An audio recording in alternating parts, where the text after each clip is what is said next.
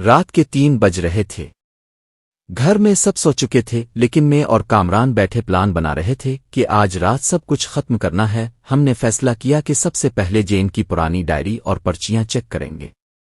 हमने देखा कि पर्चियां वाकई जेन के कर्जदारों की तरफ से भेजी गई थीं, लेकिन कुछ पर्चियां अंदर के किसी शख्स के हाथ से आ रही थीं, वही जो घर में सब कुछ छेड़ रहा था। इसी दौरान मेरी माँ की आवाज सुनाई दी, अरशद तुम कहाँ हो? मैंने कामरान से सर हिलाया और हम दोनों खामोशी से कमरे में गए। लेकिन जैसे ही हम कमरे में पहुंचे, हमने देखा कि रानिये भी वहां बैठी थी। मेरा नाम अरशद है। मैं जब ये सब लिख रहा हूं तो यकीन करें मेरे हाथ कांप रहे हैं। शायद ये वाकया आपको एक आम कहानी लगे, लेकिन मेरे लिए ये मेरी पूरी जिंदगी का सबसे बड़ा धचका है। हमारा घर बज़ाहिर बहुत खुशहाल लगता था। मैं शादीशुदा हूं, मेरी बीवी रानिये निहायत सादा और साबिर औरत है। मेरे माँ बाप और बहनें भी हमारे साथ रहते हैं। ऊपर से सब कुछ ठीक लगता था, लेकिन हकीकत वो नहीं थी जो नजर आती थी। ये सब कुछ इस दिन शुरू हुआ जब हम सब एक बड़े खानदानी खाने पर जमा थे। सब रिश्तेदार आए हुए थे। हंसी मजाक चल रहा था कि अचानक मेरी बहन ने सबके सामने मेरी बीवी पर हाथ उठाया। मेरी आंखों के सामने ये सब हुआ। वो चीखी, मनहूस औरत, तेरी वजह से हमारा भाई जेन मर गया। इसने खुदकशी की है और उसकी जिम्मेदार ताव है। मेरी बीवी रुकर कमरे में चली गई। मैं इसके पीछे जाना चाहता था, लेकिन मेरी माँ ने मुझे रोक दिया। कहने लगे, बेटे, औरतों के मामले में मत पड़। और लेकिन मेरे दिल में कांटे चुभने लगे। जेन मेरा छोटा भाई था और उसकी मौत एक सदमा थी। लेकिन क्या वाकई मेरी बीवी इसकी मौत की वजह थी? ये सवाल मुझे अंदर से तो रहा था। कुछ देर बाद मेरी माँ और बहनें इस कमरे में गईं जहां रानिये अकेली बैठी थी। मैं दरवाजे के करीब खड़ा था। अंदर से कुरान की तिलावत की आवाज आ रही थी, लेकिन अचानक वो आवाज रुक गई। मैंने डर से झांका। मेरी माँ के हाथ में कोई तेज चीज थी और मेरी बहनें रानिये की तरफ बढ़ रही थीं। मेरे कदम जमीन में धंस गए। ये सब क्या हो रहा था? क्या वो वाकई मेरी बीवी और मेरे आने वाले बच्चे के साथ कुछ करने जा रही थी? मैं दरवाजे के पास खड़ा था। दिल की धड़कन इतनी तेज थी कि जैसे सीना फट जाए। अंदर उम्मी और बहनें रानिये के गिर्द खड़ी थीं। उम्मी के हाथ में वही चीज थी जो मुझे दूर से किसी छुरी या चाकू जैसी लग रही थी। रानिये सहमी हुई थी। इसके चेहरे पर आंसू बह रहे थे और उसने दोनों हाथ अपने पेट पर रखे हुए थे, जैसे अपने होने वाले बच्चे को बचाने की कोशिश कर रही हो। उम्मी ने गुस्से से कहा, ये बच्चा कभी इस दुनिया में नहीं आना चाहिए। जेन की मौत का बदला इसी से लेना है। मैं लरज़ गया। क्या ये सब मेरे ही घर में हो रहा था? क्या मेरी माँ और बहनें इतनी हद तक जा सकती हैं? रानिये ने रोते हुए कहा, उम्मी, मैंने जेन को कुछ नहीं कहा। मैंने कुछ नहीं किया। अल्लाह की कसम, आप लोग मुझ पर जुल्म कर रही हैं। मेरी बहन ने चीख कर कहा, झूठ मत बोल। हमने अपनी आंखों से देखा था कि जेन तुमसे बात कर रहा था। तुमने ही इसे धुतकारा। इसी दिन इसने खुदकुशी की। और रानिये ने कांपते हुए कहा, हाँ, वो मुझसे मिला था, लेकिन मैंने सिर्फ इसे समझाया था कि जो गलत रास्ते पर चल रहा है वो गुनाह है। मैंने तो इसे रोकने की कोशिश की थी। मेरे कानों में सीटी बजने लगी। जेन की मौत का राज खिल रहा था। क्या वाकई इसकी जिंदगी में मेरी बीवी दाखिल थी? ये सब साजिश थी? मैंने एकदम दरवाजा खोल दिया और अंदर दाखिल हो गया। बस, मैं जोर से बोला। सब चौंक कर मुझे देखने लगे। उम्मी के हाथ कांप गए। छुरी जमीन पर गिर गई। मेरी बहनें पीछे हिट गई। मैंने रानिये को बाजू से पकड़कर अपने पीछे किया। किसी को हक नहीं कि इस पर हाथ उठाए, ना तुम्हें ना किसी और को। उम्मी ने आंखों में आंसू भरकर कहा, बेटा, तुम्हें पता नहीं ये औरत मनहूस है। इसके आने के बाद ही हमारे घर में बदकिस्मती शुरू हुई। जेन मर गया। अब ये बच्चा, ये कभी सुकून नहीं देगा। मेरे दिल में आग लगी। मैंने कहा, उम्मी, क्या आपको होश है? अब क्या कह रही है? गुनाह और नेकी अल्लाह के हाथ में है। जेन की मौत अल्लाह का फैसला था, लेकिन अब सब ने इल्जाम रानिये पर डाल दिया। मेरे लहजे की सख्ती पर सब खामोश हो गए, लेकिन मैं जानता था कि यह खामोशी वक्ती थी। असल तूफान अभी आना था। इसी रात जब सब अपने कमरों में सो गए, मैं सहन में बैठा सोच रहा था। हुआ में एक अजब सी सर्दी और बोझ था। अचानक मेरे फोन पर एक मैसेज आया। मैसेज एक अनजान नंबर से था। जेन की मौत हादसा नहीं थी। حقیقت جاننی ہے تو کل رات 11 بجے پرانے قبرستان آ جانا۔ اکیلے میرے جسم میں جھرجھری دوڑ گئی۔ یہ کون تھا؟ کیا واقعی جین کی موت خودکشی نہیں تھی؟ اور اگر نہیں تھی تو پھر قاتل کون تھا؟ میں نے آسمان کی طرف دیکھا اور بے اختیار کہا، اللہ! یہ سب کیا ہے؟ مجھے سچ دکھا دے۔ رات کے 10:30 بجے میں نے گھر کے سب دروازے کھڑکیاں چیک کی اور دبے پاؤں باہر نکل آیا۔ دل دھڑک رہا تھا لیکن تجسس اتنا بڑھ چکا تھا کہ میں رک نہیں سکتا تھا۔ قبرستان کا راستہ بالکل سنسان تھا۔ سڑک پر ایک آج کتا بھونک رہا تھا۔ میں نے اپنی گاڑی قبرستان کے پاس روکی اور اندر چلا گیا۔ چاروں طرف خاموشی تھی، بس جھینگر کی آواز اور ٹھنڈی ہوا میسج میں لکھا تھا 11 بجے پرانے برگد کے پاس آنا۔ میں اسی درخت کی طرف بڑھا، اچانک پیچھے سے کسی کے قدموں کی آہٹ آئی۔ میں مڑا تو ایک دھندلا سا سایہ قریب آ رہا تھا۔ کون ہے؟ میں نے زور سے کہا۔ وہ شخص قریب آیا۔ اس نے چہرہ ڈھانپ رکھا تھا، لیکن جیسے ہی وہ روشنی میں آیا میرے قدم زمین میں جم گئے۔ وہ میرا سگا بھائی کامران تھا۔ میں ہکوا بکوا رہ گیا۔ کامران، یہ سب کیا ہے؟ اس نے آہستہ سے کہا۔ سچ جانے آئے ہو نا؟ تو سن، جین نے خود کشی نہیں کی تھی۔ میری آنکھیں پھٹی کی پھٹی رہ گئیں۔ کیا مطلب؟ کامران کی آواز بھاری ہو گئی۔ جین نے غلط لوگوں سے قرض لیا تھا۔ وہ جوئے میں سب ہار چکا تھا۔ جب وقت پر پیسہ واپس نہ کر سکا تو انہوں نے دھمکی دی۔ لیکن اصل میں اس رات جین مجھ سے ملنے آیا تھا۔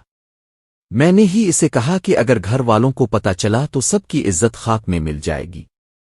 میں نے اسے ڈانٹا اور پھر وہ غصے میں بھاگ گیا۔ اگلی صبح اس کی لاش ملی۔ میرے قدم لڑکھڑا گئے۔ یعنی تم جانتے تھے سچائی؟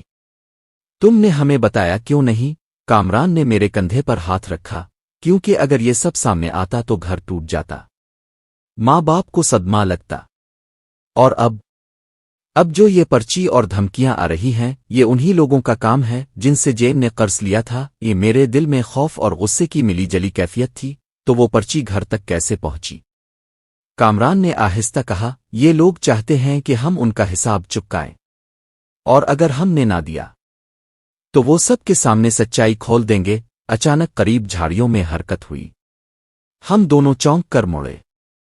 کسی نے دور سے سرگوشی کی آواز نکالی اور پھر اندھیرے میں غائب ہو گیا۔ میں نے کامران کی طرف دیکھا، یعنی کوئی ہمارا پیچھا کر رہا ہے، اور وہ چاہتا ہے کہ یہ راز ہمارے اپنے گھر والوں کو بھی ٹکڑے ٹکڑے کر دے۔ اس لمحے مجھے ایک بات سمجھ آ گئی، جین کی موت ایک آغاز تھی، اصل کھیل ابھی باقی تھا۔ میں اور کامران قبرستان سے واپس گھر آئے، لیکن گھر کی فضا پہلے سے زیادہ خنک اور دبلی سی لگ رہی تھی، جیسے کوئی ہمارے ہر قدم پر نظر رکھ رہا ہو۔ رات کے 12 بج چکے تھے۔ میں نے دروازہ آہستہ بند کیا اور کمرے میں آ کر رانیے کو دیکھا۔ وہ بیٹھی تھی اپنے پیٹ کو سہلاتے ہوئے۔ اس کی آنکھوں میں خوف اور تشویش دونوں تھے۔ میں نے اس کے قریب جا کر کہا، رانیے، میں نے آج سب کچھ جان لیا ہے۔ تم نے جین کی موت میں کچھ نہیں کیا۔ یہ سب دھمکیاں اور پرچیاں کامران نے بتایا کہ جین کے قرض دار بھیج رہے ہیں۔ رانیے نے میری طرف دیکھا اور سانس پھولتی ہوئی بولی، ارشد! میں ڈری ہوئی تھی۔ میں نے کبھی کسی سے بات نہیں کی، نہ کسی سے مدد مانگی، لیکن یہ سب لوگ واقعی خطرناک ہیں، اور وہ جو پرچی بھیج رہے ہیں مجھے لگتا ہے وہ ہمارے گھر کے قریب بھی ہیں۔ میرے دل میں ایک عجب سا غصہ اور خوف آیا۔ میں نے اسے گود میں اٹھایا اور کہا، ہم اب ایک ساتھ ہیں، تمہیں کچھ نہیں ہوگا۔ اچانک دروازے پر ہلکی دستک ہوئی۔ ہم دونوں چونک کر وہاں دیکھنے لگے۔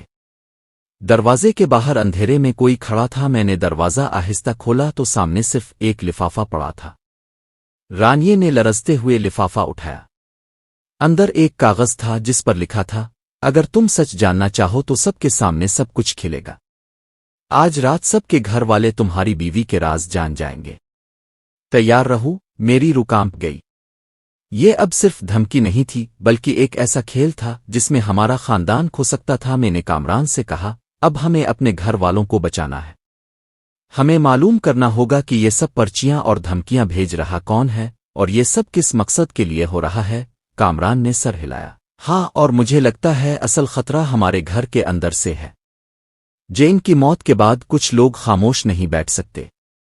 ہمیں فوراً منصوبہ بنانا ہوگا۔ رانیے نے آنکھوں میں آنسو بھر کر کہا، ارشد، میں اپنے بچے کے لیے بھی خوفزدہ ہوں۔ یہ سب کچھ ختم ہونا چاہیے۔ میں نے اس کا ہاتھ پکڑا اور دل میں قسم کھائی، تمہیں اور تمہارے بچے کو کوئی نہیں چھو سکتا۔ میں ہر قیمت پر حقیقت سامنے لے آؤں گا، چاہے یہ راز ہمارے اپنے گھر والوں سے ہی کیوں نہ جڑا ہو۔ رات کے 3 بج رہے تھے۔ گھر میں سب سو چکے تھے، لیکن میں اور کامران بیٹھے پلان بنا رہے تھے کہ آج رات سب کچھ ختم کرنا ہے۔ ہم نے فیصلہ کیا کہ سب سے پہلے جین کی پرانی ڈائری اور پرچیاں چیک کریں گے۔ ہم نے دیکھا کہ پرچیاں واقعی جین کے قرض داروں کی طرف سے بھیجی گئی تھیں، لیکن کچھ پرچیاں اندر کے کسی شخص کے ہاتھ سے آ رہی تھیں، وہی جو گھر میں سب کچھ چھیڑ رہا تھا۔ اسی دوران میری ماں کی آواز سنائی دی، ارشد تم کہاں ہو؟ میں نے کامران سے سر ہلایا اور ہم دونوں خاموشی سے کمرے میں گئے۔ لیکن جیسے ہی ہم کمرے میں پہنچے ہم نے دیکھا کہ رانیے بھی وہاں بیٹھی تھی۔ اس کے آنکھوں میں خوف تھا، لیکن اس کی آواز میں حوصلہ بھی۔ میں نے کہا، امی ہمیں سب کچھ سامنے رکھنا ہے۔ جین کی موت کے پیچھے جو بھی تھا وہ سامنے آنا چاہیے۔ اسی لمحے میری بہن نے غصے سے کہا، سب کچھ تم نے جانا ہے؟ ٹھیک ہے دیکھ لو، اور اس نے ڈائری سے کچھ پرچیاں نکالیں۔ میں نے دیکھا کہ یہ سب کچھ واقعی جین کی خودکشی کے وقت کی حقیقی باتیں تھیں۔ اصل میں جین کی موت کسی سازش کا نتیجہ نہیں تھی، وہ اپنی غلطیوں اور قرض کی وجہ سے خود ہی ڈر گیا تھا، اور کچھ لوگ چاہتے تھے کہ اس کی موت کسی اور کی وجہ سے لگے۔ میری بہن نے آنکھیں جھپکائیں اور کہا، ہم نے تمہیں بچانے کے لیے یہ سب چھپایا، ہم چاہتے تھے کہ خاندان ٹوٹ نہ جائے۔ میری ماں نے رانیے کی طرف دیکھا اور کہا، ہم نے تمہیں نقصان پہنچانے کی کوشش نہیں کی، ہم صرف جین کے صدمے سے بچانے کی کوشش کر رہے تھے۔ میں نے رانیے کو گود میں لیا اور کہا، دیکھو حقیقت سامنے آ گئی، اب کوئی خوف نہیں، سب کچھ ختم ہو گیا ہے۔ رات کی خاموشی میں ہم نے ایک دوسرے کی طرف دیکھا، دل میں سکون تھا، لیکن یہ سکون اس حقیقت سے پیدا ہوا تھا کہ سب راز سامنے آ گئے۔ رانیے نے مسکرا کر کہا، اب ہمارا بچہ بھی محفوظ ہے اور ہم سب ساتھ ہیں۔ میں نے سوچا زندگی میں سب سے زیادہ اہم چیز خاندان کی حفاظت اور ایمانداری ہے۔ راز کبھی چھپ نہیں سکتے، لیکن سچ ہمیشہ روشنی کی طرح سامنے آتا ہے، اور اسی رات ہم نے فیصلہ کیا کہ اب ہم اپنے گھر کو واقعی ایک محفوظ اور محبت بھری جگہ بنائیں گے، جہاں خوف اور دھمکیوں کی کوئی جگہ نہ ہو۔ کہانی کا اختتام۔ جین کی موت کے پیچھے جو بھی بھرم تھا وہ ختم ہوا۔ رانیے اور ارشد محفوظ ہیں، بچہ بھی، خاندان نے ایک دوسرے سے ایمانداری اور محبت کی بنیاد پر اعتماد دوبارہ قائم کیا۔ سسپنس اور تھرلر کا عنصر ختم ہوا، لیکن سبق یہ ملا کہ سچائی اور حوصلہ سب سے مضبوط ہے۔ آپ کو کہانی پسند آئی ہو تو ویڈیو کو لائک کریں، اور مزید ایسی کہانیوں کے لیے چینل کو سبسکرائب کریں۔ ملتے ہیں نیکسٹ ویڈیو میں، تب تک کے لیے اللہ حافظ۔